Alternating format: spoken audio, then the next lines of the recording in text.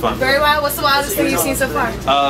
Champagne facials, and then actually some crazy girls coming up from the crowd onto the stage and doing crazy things. Yeah? What kind of crazy things? Stripping. Oh, okay. And going wild and losing their mind. It's been crazy. It's been a great time. Have you given any champagne facials? No.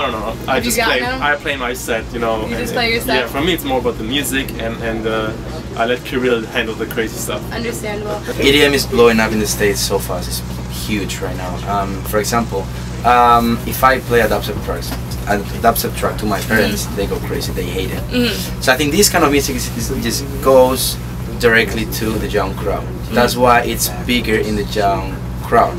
I know you guys are usually used to traveling with, you know, a plane and stuff like that. What's it like being on a bus? Oh, it's amazing. Seriously, it's so much fun. I like to do that every time. Yeah? It's different, yeah. I mean, you feel like a rock star, basically, like a rock band. It's four guys, one bus. Yeah, four guys, one bus. It's so cool to come with the bus to the venue and then park the bus in front of the venue, get ready here, you know, and people are already going into the club.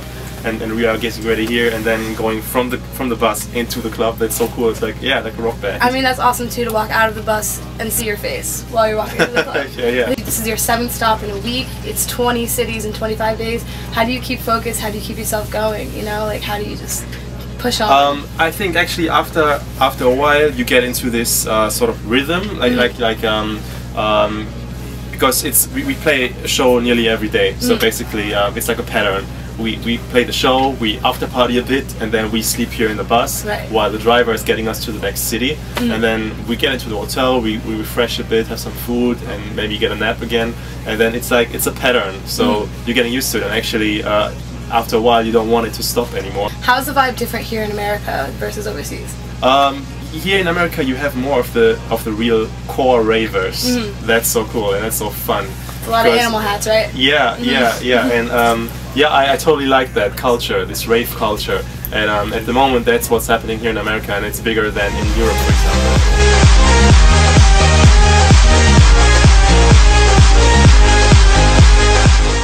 That is really great for the whole scene, because what's different is that you Americans, you can make things big. Yes. You have the financial for it, and it's different. Like, you have all the biggest festivals, and you have the great clubs, of course, here in the big cities, Miami, New York, LA, blah blah. So it's awesome. It's great for the whole scene, because also people from other countries and from Europe, we see that what's happening in America, and then we can basically bring that back again. And that's really cool. Obviously, 2012 was a huge year for you. Billboard recently named you on their 2013 one to watch on the 21 under 21 Powerless. With Miami coming up, it's going to be, you know, your first time there. Do you have, like, is there any pressure to make a really lasting impression with your set?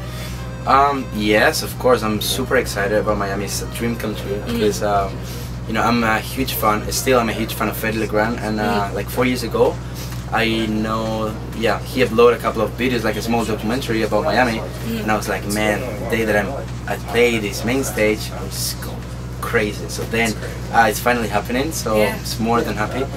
And you know, it's always a lot of pressure. You know, there are so many people, so many press and magazines and everybody from the industries in Miami in this week. So I will just try to make, I don't know, to do my best. Lift off.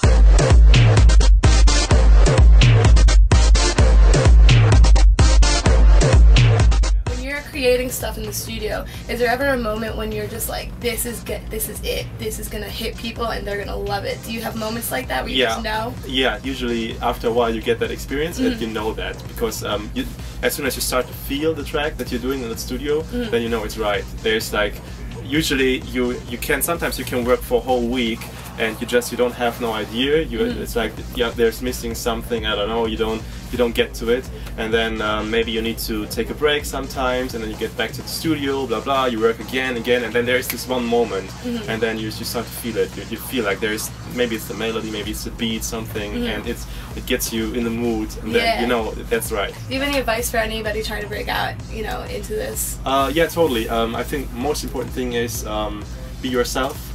And don't be afraid to be unique. That's, I think, the most important thing, because many of the newcomers, they have their idols, and they kind of follow the scene, and they try to copy others. And you can be. It doesn't matter how good you are at copying somebody else, you won't be successful. You have to do your own thing. That's the most important thing. Absolutely. Awesome. Well, thank you so much for sitting down to talk to us. Thank and you. have fun tonight. I'm looking forward to Thanks. the set. Absolutely.